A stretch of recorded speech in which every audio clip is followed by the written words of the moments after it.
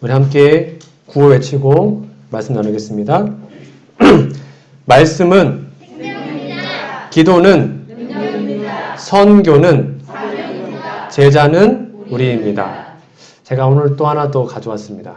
같이 읽어보실까요? 시작. 하나님, 저도 한 영혼을 꼭 데려오겠습니다. 5월달 전도회로부터 오늘이 딱 8주 전 안식일입니다. 오늘은 전도회 선포식 말씀으로 준비를 하였습니다. 함께 많은 은혜 받으시기를 바랍니다. 여러분, 예레미야 5장 1절, 2절 말씀을 좀 찾아보시겠습니까? 오늘 이 말씀을 본문으로 해서 하나님이 찾으시는 한 사람, 하나님이 찾으시는 한 사람이라는 제목으로 하나님의 말씀을 함께 나눠보도록 하겠습니다.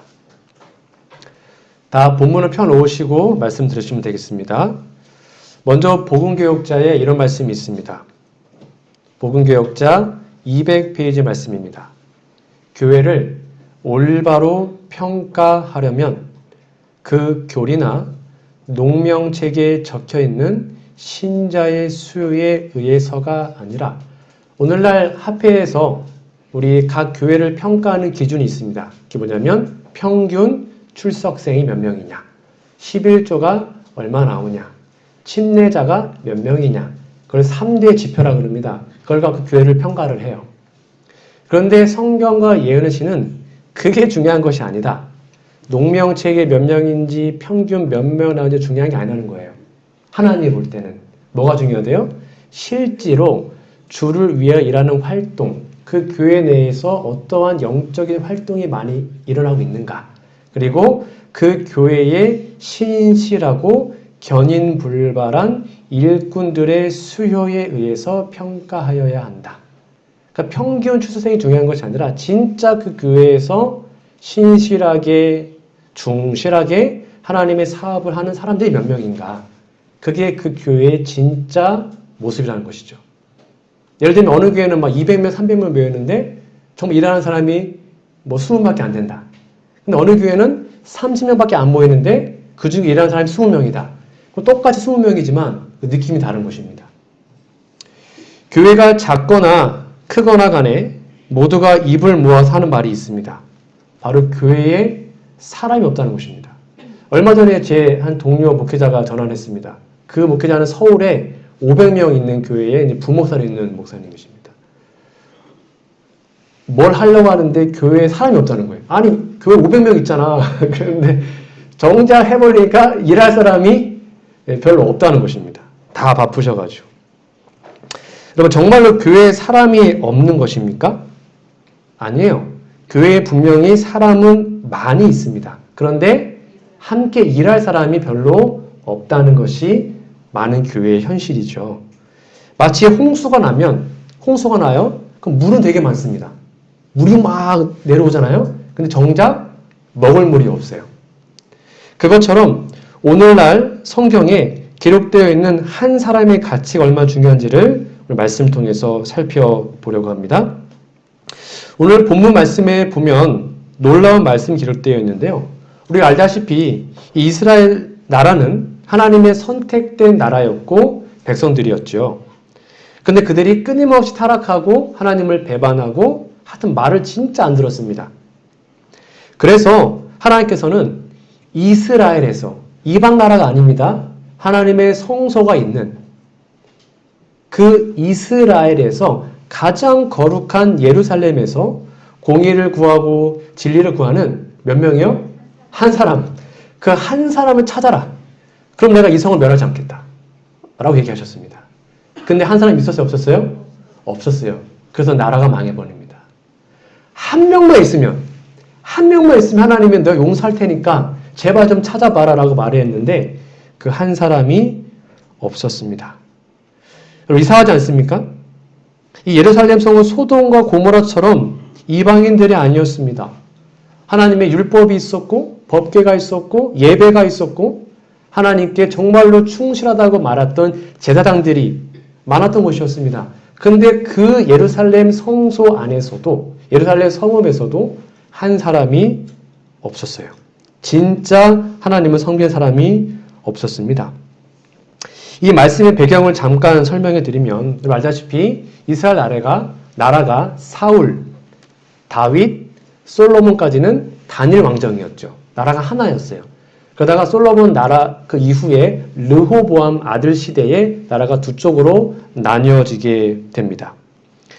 두 나라가 분열된 다음에도 정신을 못 차리고 계속 타락합니다. 결국 그러자 북방 이스라엘은 아수르라 그럽니다. 그 나라에 BC 722년경에 망하게 됩니다. 즉 나라가 먼저 망하는 것을 남방 유다가 봤어요. 그러면 정신 차려야 되잖아요. 정신을 안 차립니다. 그리고 똑같이 계속 타락하고 말을 듣지 않습니다. 회개하지 않습니다. 그러던 중에 남방 유다에 요시야라는 한 선한 왕이 나타나요. 그리고 그 왕을 중심으로 예레미야가 다시 한번 경고의 기별을 전하게 됩니다.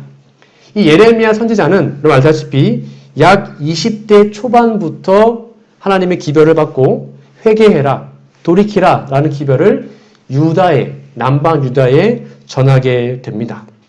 그리고 그 기별은 신명 28장에 축복과 저주를 기준으로 해서 지금 우리가 저주받고 있으니까 돌이켜야 돼, 제발 살아야 돼 라고 끊임없이 얘기를 합니다. 여러분 신명 28장 제가 다 설명을 드렸는데 신명기라는 책은 모세가 죽기 전에 고별 설교했던 책입니다. 마지막 설교문이죠. 그 중에 신명 28장은 축복과 저주의 장으로 되게 유명합니다. 28장은 총 68절까지 나와 있는데요. 1절에서 14절은 축복의 내용입니다. 그러니까 이거 하면 어떠한 복을 받는다. 그리고 15절부터 68절까지는 저주입니다. 이거 안 하면 저주받는다. 몇 가지만 좀 알려드릴게요. 28장 1절 2절입니다. 내가 내 하나님 여호와의 말씀을 삼가 듣고 내가 오늘날 내게 명하는 그 모든 명령을 지켜 행하면, 즉 순종하면 내 하나님 여호와께서 너를 세계 모든 민족 위에 뛰어나게 하실 것이라.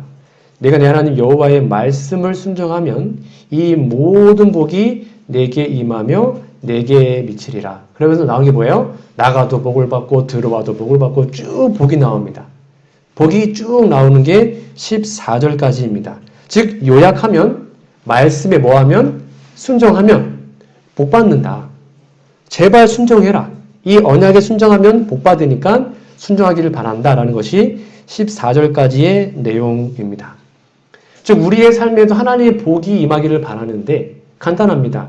우리의 삶에 하나님의 축복이 임하는 방법은 뭐밖에 없어요? 말씀에 순종하는 거예요. 말씀에 순종하면 복을 받습니다. 그렇게 약속되어 있죠. 그러면 이러한 복이 우리에게 임할 건데요. 자, 그러면 반대로 말씀에 순종하지 않으면 어떻게 될까요? 28장 15절부터 저주가 나오는데요.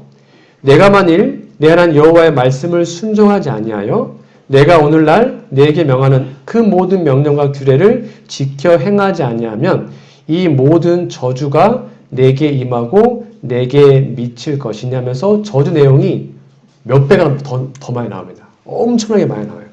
몇 개만 말씀드리면 16절 내가 성읍에서도 저주받으며 들에서도 저주를 받고 나가도 저주받고 들어와도 저주받고 17절 내 광주리와 떡반죽 그릇이 저주를 받고 먹고 사는 게 힘들다는 것이죠. 18절 내 몸의 소생과 내 토지의 소산과 내 우양의 새끼가 저주를 받을 것이고 내가 들어와도 저주를 받고 나아가도 저주를 받으리라 라고 얘기합니다. 제가 이미 설명드렸지만 이 말씀은 하나님이 무슨 폭군이기 때문에 너 이거 안 하면 죽어 이런 의미가 아니에요. 이러한 저주가 이렇게 많이 기록되어 있는 이유가 뭐예요? 혹시 이러한 저주의 모습이 우리의 삶에 나타난다면 뭐라는 거예요? 속히 돌이키라는 거예요. 속히 회개하라는 거예요. 돌이키기만 하면 다시 복받을 수 있으니까 이런 모습이 나타나면 하나님 원래 본 뜻은 우리를 저주하는 게 뜻이 아니잖아요. 그래서 돌이키라는 것입니다. 그게 하나님의 원래의 마음이죠. 돌이키기만 하면 하나님께서 모든 것을 회복시켜 준다고 약속하셨기 때문입니다.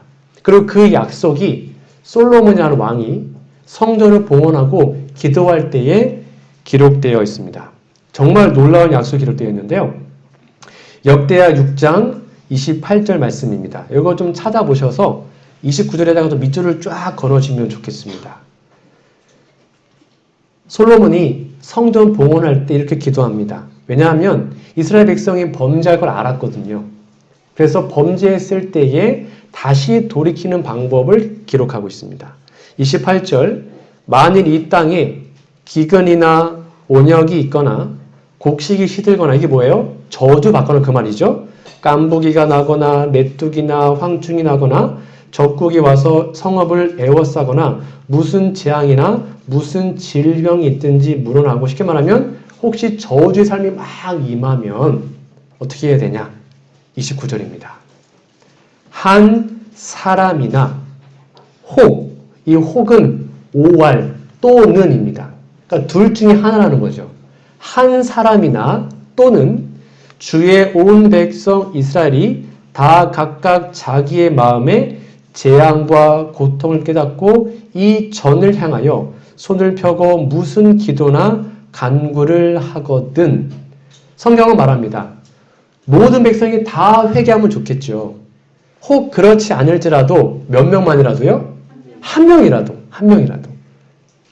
또는이기 때문에 둘 중에 하나만 해도 되는 거예요. 한 명이나 또는 각 사람이 다 진심을 회개해서 마음을 향하여 이성을 위해서 기도하면, 이성을 향하여 기도하면 30절입니다. 주는 계신 곳 하늘에서 들으시며 사유하시되 각 사람의 마음을 아시오니 그 모든 행위대로 갚으시옵소서. 주만 홀로 인생의 마음을 아시니이다 라고 기록합니다. 이 기도가 응답받았습니다. 기도가 마치고 하늘에서 불이 내려와서 그 재물을 살랐죠. 여러분, 이 말씀은 정말 엄청난 말씀입니다. 100명이 아니에요. 1000명도 아닙니다. 몇 명이요? 한 명.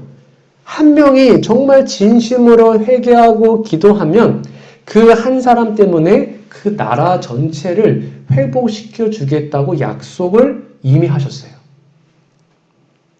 우리의 기도에 하나님이 응답하셔서 우리가 진정으로 그 한 사람이 되어서 하나님께 기도하면 우리의 모든 문제, 우리 교회의 문제를 해결해 준다고 약속을 하셨습니다. 여러분, 이게 좀 믿어지시나요? 한 명. 한 명이면 충분하다는 거예요, 하나님께서는. 우리가 알다시피 우리나라 기독교의 인구는 약 1000만 명입니다. 기독교가요. 그리고 재림교회는 약 15만 명에서 20만 명이 된다고 합니다. 누적 수가 그렇고요. 평균 출생수가 한 6만 정도 된다고 해요. 전국적으로. 그런데 왜 한국의 기독교와 재림교회는 이렇게도 위기, 쉽게 말하면 욕을 먹는 이런 위기에 처해 있을까요? 그 많은 사람 중에 정말로 한 명이 없을까요? 재림교단에 정말 한 명이 없을까요? 여러분 보시기 어떠십니까? 비참하게도 예레미야는 하나님을 진정으로 섬기는 그 한 사람을 찾기 위해서 예루살렘 성 전체를 다 돌아다녔습니다. 한 명이면 된다고 했으니까 하나님께서. 예레미야도 한 명만 찾으면 내가 용서한다니까? 예레미야가 눈에 불을 켜고 찾았습니다. 예루살렘 전체에서. 유대 나라에서. 그런데 한 명이 없었어요. 그래서 나라가 망해버렸습니다. 그래서 예레미야의 별명이 뭐예요? 눈물의 선지자. 없는 거예요. 눈물의 선지자. 제발 한 명만 있으면 구원받을 수 있는데 한 명이 없는 것입니다.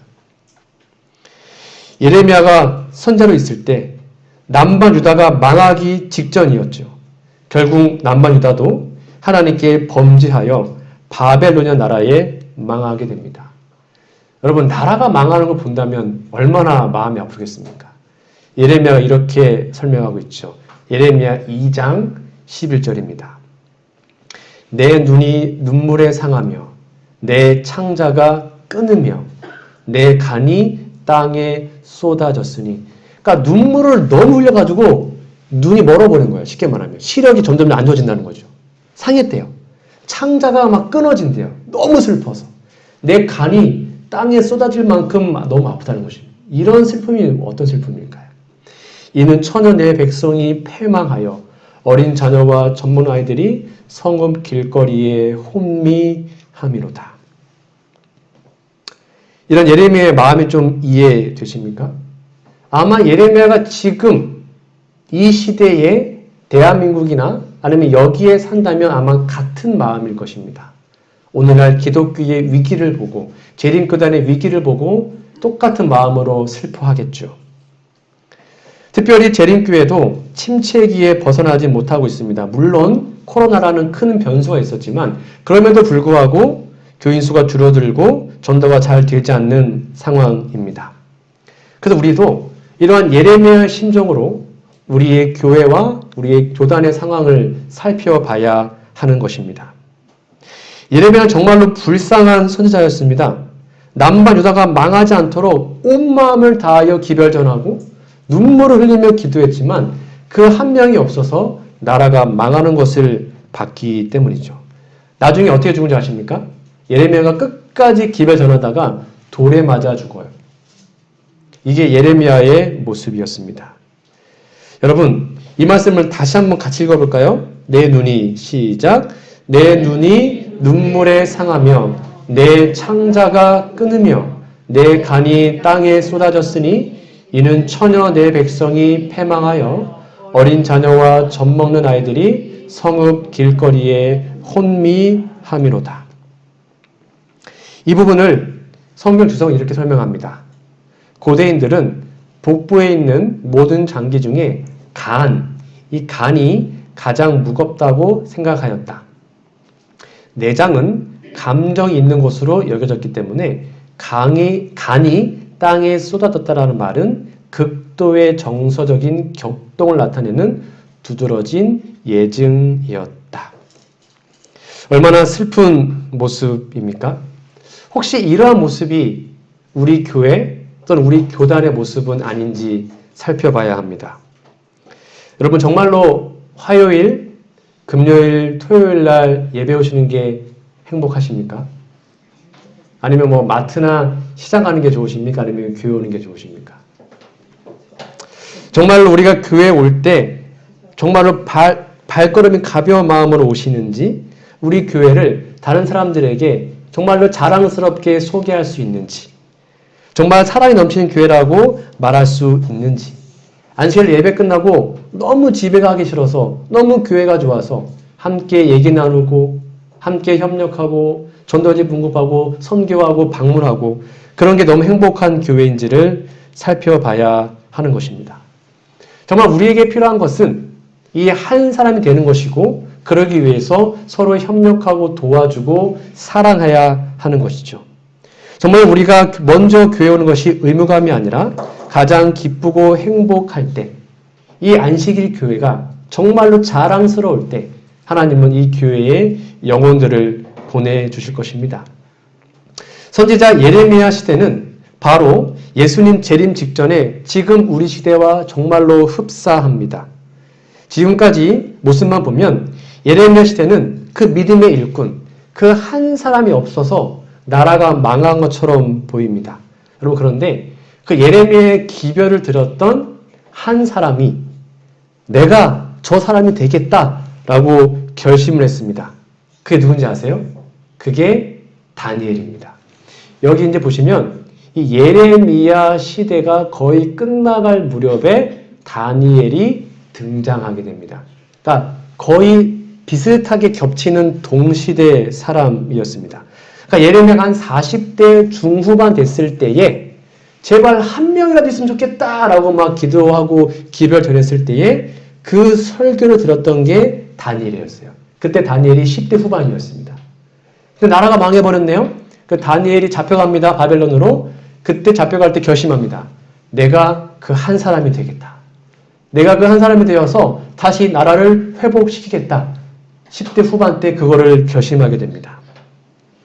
여러분 그래서 다니엘은 왕궁에서 공의를 구하고 진리를 구하는 그 한 사람만 있으면 이 성을 사하겠다는 말을 듣고 결심하고 결국 포로로 잡혀가게 돼요. 그래서 예레미야서에는 다니엘이 안 나와요. 근데 다니엘이라는 그 책에는요, 예레미야 책이 인용됩니다. 그것이 다니엘서 9장에 나와 있는데요. 다니엘 9장입니다. 메대 족속 아하수에로 아들 다리오가 갈대아 나라 왕으로 세움을 입던 원년, 즉 바벨론이 망했습니다. 그리고 메데 페르시아가 다시 왕권을 잡았죠. 그때의 원년, 첫 해라는 것입니다. 생각해 보세요. 나라가 바뀌면 첫 해에 일이 많을까요? 없을까요? 정말 많겠죠. 바쁘겠죠. 그때 다니엘이 뭐였어요? 총리였거든요. 메데 페르시아에서 총리였습니다. 그렇게 바쁜 그때에 통치 원년에 나 다니엘이 서책으로 말미암아, 이 서책이 어떤 책일까요? 이게 예레미야서예요. 예레미야서. 그 서책으로 말미암아 여호와의 말씀이 선지자 예레미야에게 임하여 고하신 그 연수, 포로기가 70년이에요. 70년이 끝나면 다시 나라로 돌아가는 것입니다.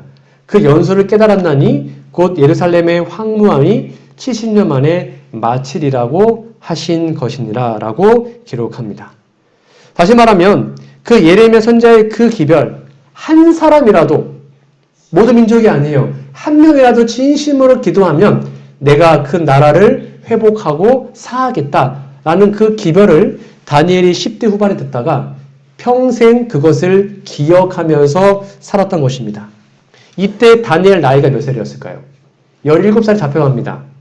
70년이 거의 다 찼습니다. 더해보면 80대 후반, 거의 90에 가까운 할아버지였습니다.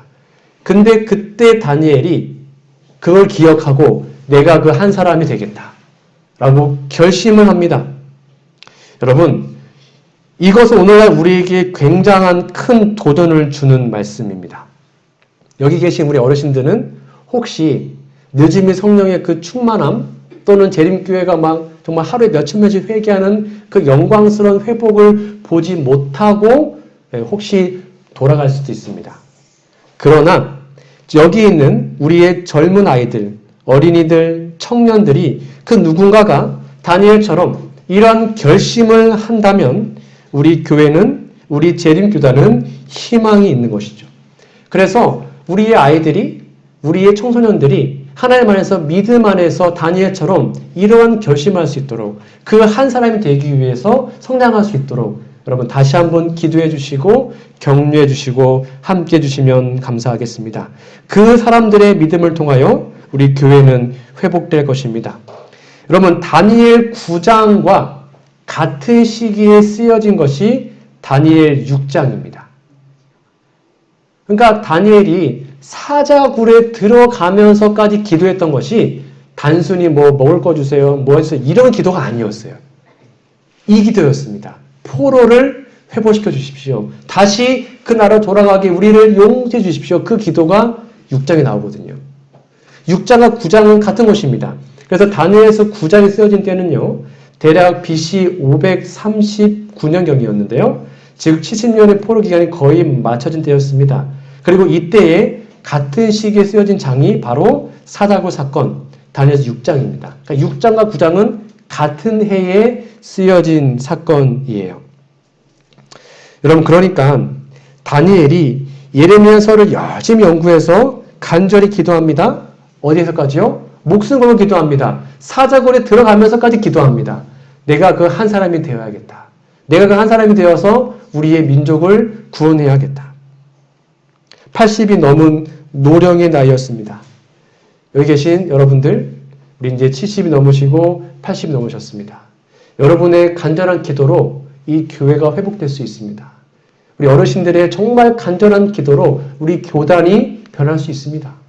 다니엘 한 사람의 기도로 나라가 회복되었습니다. 다시 한번 우리들의 후세대를 위해서 지금도 기도 열심히 하시지만 더욱더 간절히 기도해 주시기를 간절히 부탁드립니다. 나이가 많다고 하는 사업을 하지 못하는 것이 아닙니다. 뭘 할 수 있는 것입니까? 간절히 기도할 수 있습니다. 그 기도가 결국 우리 교단과 교회를 살릴 것입니다. 노령의 다니엘은 결국 예레미야서를 연구하고 하나의 큰 사명을 깨닫습니다. 내가 목숨을 걸고 기도해야겠다. 그 한 사람이 되어야겠다. 다니엘서 9장 3절입니다. 내가 금식하며 베옷을 입고 죄를 무릅쓰고 주 하나님께 기도하며 간구하기를 결심하고. 여러분 80이 넘은 어르신이 금식을 한다는 거예요. 쉬워요, 어려요? 정말 어려운 것입니다. 많이 육체적으로 힘들 건데 목숨 걸고 한 것입니다. 금식을 하며 기도합니다. 뭐라 기도합니까? 다니엘 9장에 보면 그 기도가 구구절절히 나옵니다. 제가 좀 그 당시에 성서의 재림교회를 대입해 봤습니다. 다니엘의 심정으로 좀 같이 읽어볼까요? 시작. 그러하온즉 우리 하나님이여 지금 주의 종의 기도와 간구를 들으시고 주를 위하여 주의 얼굴빛을 주의 황폐한 성소에 비치시옵소서. 나의 하나님이여 귀를 기울여 들으시며 눈을 떠서 우리의 황폐된 상황과 주의 이름으로 일컫는 성을 보옵소서. 우리가 주의 앞에 간구하옵는 것은 우리의 의를 의지하여 하는 것이 아니요 주의 큰 긍휼을 의지하여 함이오니 주여 들으소서. 주여 용서하소서. 주여 들으시고 행하소서. 지체치 마옵소서. 나의 하나님이여 주 자신을 위하여 하시옵소서. 이는 주의 성과 주의 백성이 주의 이름으로 일컫는 바 됨이니이다. 여러분 한번 집에 돌아가셔서 다니엘 9장을 꼭 읽어보시기 바랍니다. 그리고 이것을 기준으로 이것을 빗대어 좀 기도해 보시기 바랍니다. 다니엘의 심정으로 우리의 교회와 우리의 교단이 다시 한번 진정한 부흥과 회복이 이르러 수 있도록 여러분 간절한 기도를 부탁드립니다. 이렇게 다니엘이 목숨 걸고 금식하며 기도합니다. 그러자 즉시 하나님께서 가브리엘 천사를 보내서 다니엘에게 70일의 역사를 이상을 보여주죠. 더 중요한 것은 다니엘이 바로 하나님께서 말씀하신 그 한 사람이 되기로 결심했다는 것입니다. 여러분 그러니까 사단이 가만둘까요? 가만두지 않죠. 다니엘이 기도하면 나라가 회복되니까 사단이 가만히 있지 않았습니다. 결국 사단은 페르시아의 법을 이용해서 다니엘을 어디에다가 가둬버려요? 사자굴에 던져버립니다. 근데 다니엘은 포기하지 않습니다. 사자굴에 들어가서도 이 기도를 계속 반복합니다. 하나님, 제발 백성을 우리를 긍휼히 여기시고 회복시켜 주십시오. 그 기도에 하나님이 응답하십니다. 오늘날도 이러한 다니엘의 기도가 우리에게 필요합니다. 우리의 일반적인 기도가 아니라 다니엘의 기도가 필요합니다. 다시 말하면 우리가 일상적인 기도할 때는 사단이 가만둡니다. 그거는 그렇게 사단에게 위협적이지 않거든요. 먹고 사는 문제는 사단이 뭐라 하지 않아요. 그거 사단이 괴롭히지 않습니다. 전혀 긴장하지 않아요. 그러나 우리가 다니엘처럼 하나님의 영광을 위해서, 교회의 회복을 위해서, 영혼구원을 위해서, 하나님의 나라의 발전과 부흥을 위해서 기도하잖아요. 사단이 가만히 있지 않습니다. 그 기도 못하게 막아요. 그것이 사단이 하는 일이죠. 여러분, 먹고 사는 문제는 우리가 구하지 않아도 하나님이 다 해결해 주십니다. 분명히 약속되어 있습니다. 너희는 먼저 그의 나라와 그의 의를 구하라. 그리하면 이 모든 것, 나머지 문제를 하나님이 해결하겠다. 그러니 이제 우리의 기도가 좀 변해야 합니다. 영혼구원을 위해서, 교회의 부흥을 위해서 다시 한번 기도해 주시기 바랍니다. 그러면 이제 우리는 이 기도가 하나님의 나라와 의를 구하는 기도가 우리의 삶에 회복될 때 우리 놀라운 부흥의 역사를 보게 될 것입니다. 우리가 다니엘처럼 구속자적인 이 기도를 시작할 때 사단은 긴장하고 우리를 방해할 것입니다. 여러분 다시 한번 역대하 6장 28절을 보도록 하겠습니다. 29절만 읽겠습니다. 한 사람이나 혹 주의 온 백성 이스라엘이 다 각각 자기의 마음의 재앙과 고통을 깨닫고 이 전을 향하여 손을 펴고 무슨 기도나 무슨 간구를 하든지 주는 계신 곳 하늘에서 들으시며 사유해달라고 여러분 다시 한번 간절히 기도해 주시면 좋겠습니다. 한 사람이라도 기도하면 하나님은 하늘에서 들으시고 사유하여 주십니다. 그래서 이러한 다니엘의 기도가 우리의 삶에 꼭 회복되기를 간절히 바랍니다. 혹시 그 기도의 응답이 우리의 삶에 우리가 보는 이때에 응답되지 않을 수도 있습니다. 그러나 우리가 믿음의 눈으로 끝까지 기도한다면 우리의 후세대 사람들은 반드시 교회의 부흥과 느지비 운동을 맛보게 될 것입니다. 그러나 하나님은 그러한 비참한 상태를 그냥 놔두지 않고 다시 한번 우리에게 살 수 있도록, 우리가 그 길을 속히 갈 수 있도록 우리를 재촉하고 계십니다. 이런 놀라운 기도의 모습이 우리의 삶에 꼭 이루어지기를 간절히 바랍니다. 하나님은 정말 우리가 죽지 않고 살기를 바라시기 때문입니다. 여러분, 죽을 수밖에 없는 우리를 위해서 온 우주에 단 한 사람, 예수님께서 우리를 위해 십자가에 달려 돌아가셨습니다. 그 예수님 한 사람 때문에 모든 인류가 살게 된 것입니다. 그래서 예수님은 우리도 그 한 사람이 되라고 호소하고 계십니다. 예수님의 사랑과 마음을 닮은 한 사람, 그 한 사람이 우리가 된다면 얼마나 좋을까요? 제가 정말로 좋아하는 한 명언이 있습니다. 존 낙스라는 사람이 했던 말인데요. 제가 정말 좋아하는 말입니다. 함께 읽어볼까요? 잘 안 보이시죠? 빨간색. 기도하는 한 사람이 기도하지 않는 한 민족보다 강하다. 같이 읽어볼게요. 시작. 기도하는 한 사람이 기도하지 않는 한 민족보다 강하다. 한 민족 전체보다 기도하는 한 사람이 더 강하다는 것입니다. 우리가 기도한다면, 우리가 정말 그 한 사람이 된다면 하나님은 놀라운 축복을 우리에게 허락하실 것입니다. 이런 한 사람이 우리 모두가 되기를 간절히 소망합니다. 마지막으로 한 이야기를 들려드리고 오늘 말씀을 정리하도록 하겠습니다. 실제 있었던 이야기인데요. 1960년도에 인도에 만즈라는 한 할아버지가 계셨습니다. 이분의 동네가 비아루즈라는 한 시골 마을이었는데요. 이 시골 마을에서 읍내까지, 즉 병원을 가려면 산을 이렇게 돌아가야 된다고 합니다. 너무 밀림이 이렇게 우거져가지고. 근데 그 돌아가는 게 88km. 엄청 멀죠. 그러니까 병원 한번 가려면 88km를 돌아가야 되는 거예요. 근데 이 할아버지가 아주 젊었을 때에 산을 넘다가 자신의 이제 아내 되는, 그때 젊었겠죠? 낭떠러지 떨어진 거예요. 근데 다친 거죠. 그래서 빨리 병원에 데려가야 되는데 너무 이렇게 멀다 보니까 가다가 자기 아내가 죽고 맙니다.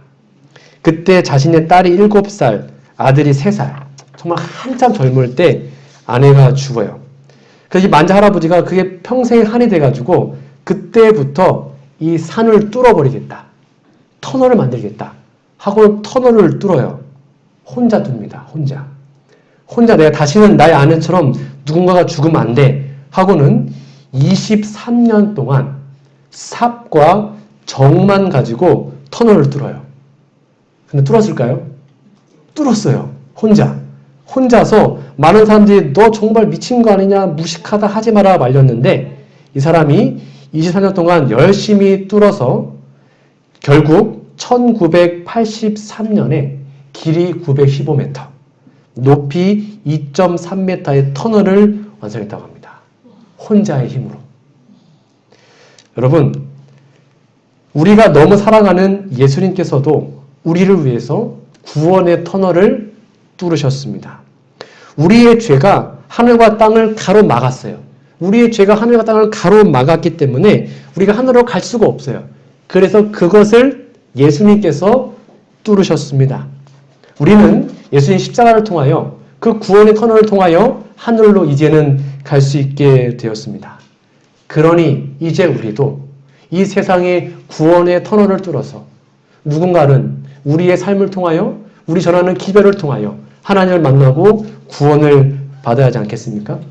그런 한 사람이 우리 모두가 되기를 간절히 바랍니다.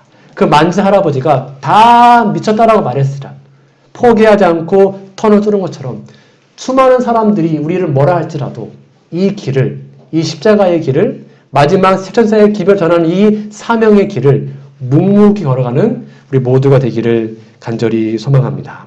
가르포문 기별 1권 139페이지입니다. 만일 우리가 기도하는 마음으로 명상의 생애를 살지 않는다면 우리의 빛은 점점 흐려질 것인데 우리에게 빛을 주신 것은 우리가 그 빛을 다른 사람들에게 나누어 주게 하기 위함이며 우리가 빛을 많이 나누어 주면 줄수록 우리의 빛은 점점 더 밝아질 것이다. 다시 읽어볼까요? 만일, 시작. 만일 이 세상에서 우리가 정열을 기울여 해야 할 한 가지 일이 있다면 그것은 그리스도께서 위하여 죽으신 영혼을 구원하는 일이다. 아멘. 그것이 우리가 한 사람이 되는 방법이고 우리가 하나님께 드릴 수 있는 최고의 모습인 것입니다. 여러분 한번 순서지 좀 보시겠습니까? 순서지에 보시면 봄 전도회 준비 일정이 기록이 되어 있습니다. 여러분 순서지 제가 매주 이제 드릴 건데요. 그 버리지 마시고 앞으로 이 순서에 따라서 저희가 전도회를 준비할 겁니다. 오늘은 전도회 8주 전 선포식이 있는 날입니다. 그래서 오늘 기도에 대한 또 말씀에 대한 전도에 대한 말씀을 드렸고요. 여러분 지금 아까 다 나눠드렸는데 초청 대상자 작성서 다 받으셨습니까? 못 받으신 분은 손 들어주시면 뒤에 나눠줄 겁니다. 여기 보시면 네, 좀 나눠서 좀 주세요. 우리 고정선 집사님 못 받으셨다고 합니다. 여기 위에가 개인 소지용이고요. 밑에는 교회 제출용입니다. 오늘 내는 게 아닙니다. 여러분 집에 돌아가셔서 기도 많이 해보시고 이번 전도회를 통해서 함께 좀 초청해 보시는 특히 여러분의 가족들, 또 여러분의 지인들, 또 이웃들, 네, 여러분의 사람들을 3명 또는 5명을 좀 적어서 위에 거 여러분이 가지면서 기도해 주시는 거고요. 밑에 거는 반을 잘라서 다음 주에 저에게 좀 내주시면 좋겠습니다. 그러면 그걸 모아서 제가 여기에다가 다음 주에 띄울 거고요. 함께 그 이름을 하나님께 드리는 예배를 다음 주에 드릴 겁니다. 꼭 기억하셔서 1차적으로 다음 주에 가져와 주시고 혹시 힘드시면 그 다음 주에 2차적으로 좀 초청 대상자 명단을 꼭 5명만 아닙니다. 더 많이 내셔도 상관없습니다. 좀 내주시면 좋겠습니다. 그럼 함께 기도하도록 하겠습니다. 그리고 온라인 새벽 기도회가 지금 계속 진행되고 있습니다. 여러분 기억하셔서 새벽 6시에 좀 참여해 주시고요. 선교 주말 부흥회가 4월 15일 날, 16일 날 우리 재림전도단에는 홍원웅 단원님을 통해서 우리의 마음을 좀 뜨겁게 하기는 시간을 갖도록 하겠습니다. 기억해 주시고요. 구도자 초청 봄 소풍을 우리 작년에 다 결의했습니다. 전도회 한 2, 3주 전에 가기로 했거든요. 5월 초에 장소 나와 있지 않지만 가려고 합니다. 그리고 심야 기도회가 4월 22일, 5월 13일 금요일 저녁에 전도회 구도자와 일정을 위해서 기도할 시간을 갖도록 하겠습니다. 초청장을 제가 지금 이제 시한을 맡겼고 곧 나올 건데요. 초청장 분급을 5월 7일, 14일 2주에 걸쳐서 우리 전 지역에 함께 뿌리겠습니다. 여러분 기억하셔서 함께 동참해 주시고 8번은 좀 중요한데요. 333 생명운동입니다. 뭐냐면 오늘부터 이제 5월 15일 전도회 전까지 3명의 구도자 더 하셔도 됩니다. 상관없어요. 그러니까 최소한 3명 누군가를 정해서 하루 3번 그를 위해서 기도하자는 것입니다. 기도하고 그다음에 전도회까지 3번 정도 만나서 관계 맺고 초청해보자 라는 운동입니다. 함께 협력해 주시고요. 그다음에 봄 전도회가 5월 16일 날 있습니다. 여기처럼 우리 한 영혼이라도 꼭 데려보시면 좋겠고 그 다음에 친례자가 있다면 1차 침례식을 5월 28일 날 하려고 계획 중에 있습니다. 여러분 순서지에 다 나와 있으니까 이걸 보시면서 함께 협력해 주시고 기도해 주시면 감사하겠습니다. 그 한 사람이 우리 모두가 되어서 이번 전도회를 통하여 먼저 우리가 진정으로 구원받고 가슴이 뜨거워지는 경험을 하고 우리의 기도를 통하여 영혼들이 구원받는 놀라운 역사가 우리 교회에 회복되기를 간절히 바라며 오늘 말씀을 마치도록 하겠습니다.